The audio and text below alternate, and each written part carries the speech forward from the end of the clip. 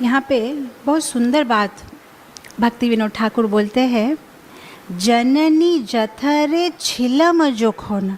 अब उस भक्ति विनोद ठाकुर यहाँ पे अपनी कहानी शुरू की है। बोल रहे हैं कि मेरी कहानी कहाँ से शुरू होती है ठाकुर जी, ठीक से सुनिए। जब मैं माता के गर्भ में था तब से मेरी दुख भरी कहानी शुरू हुई है।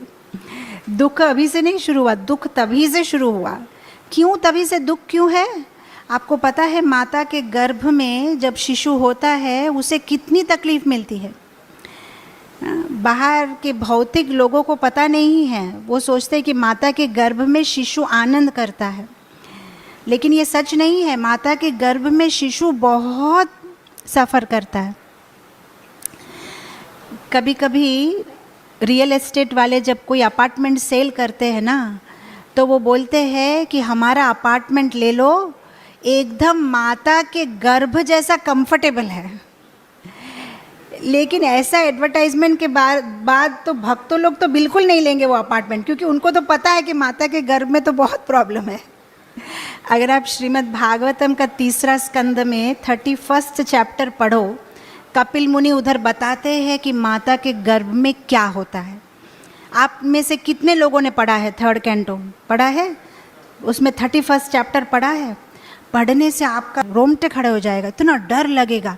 ऐसा होता है क्या? माता का गर्भ अंधेरा होता है, वहाँ पे मल मूत्र में आप रहते हो, और मल मूत्र की वजह से वहाँ क्या है, मल मूत्र के अंदर बहुत सारे छोटे छोटे इंसेक्ट्स, बहुत सारे कीड़े मकोड़े बन जाते हैं उधर, और वो आपको काटते रहते हैं। और उस मोमेंट में आप रोते हो, अंदर में भगवान से प्रार्थना करते हो, और नहीं आऊँगा कभी इस जगत में, गलती हो गया, बहुत भूल हो गई, इस बार नहीं भूलूँगा आपको, ये बार इस बार माफ़ कर दो, बस एक बार माफ़ कर दो। आप इमेजिन भी नहीं कर सकते हो। इमेजिन आपको कोई छोटे से कमरे में अंधेरा करके कोई डाल दे तो भी आप 1 घंटे के बाद व्याकुल हो जाओगे। इतनी सी जगह में जहाँ आपका सिर और पैर एकदम जो है बाण जैसा, आपको इतने छोटे से जगह में रहना पड़ता है। लोग सोचते हैं बहुत कंफर्टेबल है, क्योंकि साइंस में बताते हैं एमनीटो लिक्विड होता है, वो एमनीटो लिक्विड बहुत ज़्यादा शॉक ऑब्जर्वर जैसा होता है, शायद उसको कंफर्टेबल होता होगा, लेकिन अंदर में वो सफ़र करता है जीव, और वो जीव प्रार्थना करता है भगवान से, बस इस बार और कभी नहीं करूँगा गलती, इस बार माफ़ कर दो, मुझे यहाँ से निकालो, मुझ पे दया करो। और वो छोटे छोटे कीड़े उनको काटते हैं और शिशु रोता है अंदर में।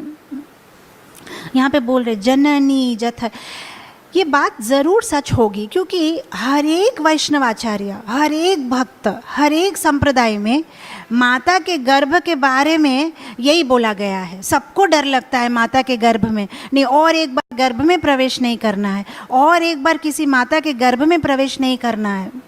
शंकराचार्य के भज गोविंद स्तोत्र में गाते हैं ना, क्या बोलते हैं? पुनरपि जननम पुनरपि मरणम पुनरपि जननी जठरे शयनम, इह संसारे खलु दुस्तारे कृपया मुरारे पाहि मुरारे, कृपया पारे पाहि मुरारे। नहीं और नहीं आना है। पुनरपि जननम पुनरपि मरणम, फिर से जन्म लेना, फिर से मरना, फिर से किसी माता के गर्भ में जाना नहीं चाहिए। यह संसारे खलु दस्तारे, ठाकुर जी कृपया मुरारे, अब इस बार कृपया हमको पार कर दीजिए, पार करिए, अब और हम नहीं जाना चाहते माता के गर्भ में। अगर माता के गर्भ में सच में आनंद होता तो इतना बार सब लोग क्यों बोलते हैं कि माता के गर्भ में नहीं जाना है? कुछ तो प्रॉब्लम है उसके अंदर में, वहाँ जाने से कुछ तो प्रॉब्लम होता होगा। हम भक्ति विनोद ठाकुर बोलते जननी जननी जठरे छिलम जोखोना। मेरी दुख भरी कहानी सुनिए ठाकुर जी। मैं जब माता के गर्भ में था, भीषम बंधन पासे, पूरा बंधन है माता के साथ, जो अम्बिलिकल कॉर्ड टाई किया हुआ है। एक बार प्रभु देखा दिया तुम्हें, लेकिन उस समय भगवान आप एक बार आए, जस्ट थोड़ा टाइम के लिए, और आपने मुझे दर्शन दिया। अब मैं एक बात बता दूं आपके क्लैरिफिकेशन के लिए, हर बार माता के गर्भ में भगवान आके शिशु को दर्शन नहीं देते हैं। ये तो कोई परीक्षित महाराज जैसा कोई भक्त हो, या भक्ति विनोद ठाकुर जैसा कोई भक्त हो, तो ठाकुर जी गर्भ के भीतर आके दर्शन देते हैं, मुझे और आपको नहीं मिलते हैं गर्भ में दर्शन। इसलिए गर्भ में दर्शन तो नहीं मिलते हैं, लेकिन गर्भ में हर शिशु भगवान के लिए प्रार्थना करता है, हर शिशु, क्योंकि उधर माया नहीं है ना, तो अंदर में उसका क्लैरिटी है कि नहीं नहीं मुझे भगवान की प्रार्थना करनी है। लेकिन भक्ति विनोद ठाकुर बोल रहे कि आप मुझे दर्शन दिए थे, बोल रहे ना कि एक बार प्रभु आप आए थे उस सफरिंग में। एक्चुअली जब एक शिशु माँ के गर्भ में होता है तब वो शिशु बहुत सफ़र करता है।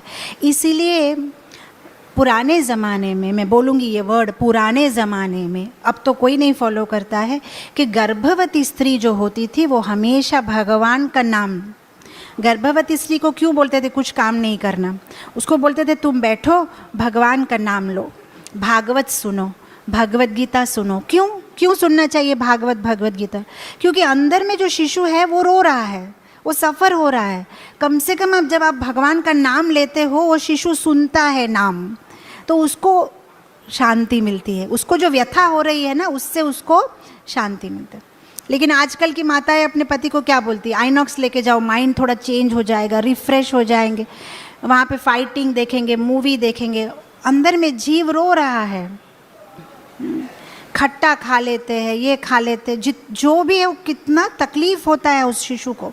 माता जो जो करती है उसका प्रभाव शिशु के ऊपर पड़ता है।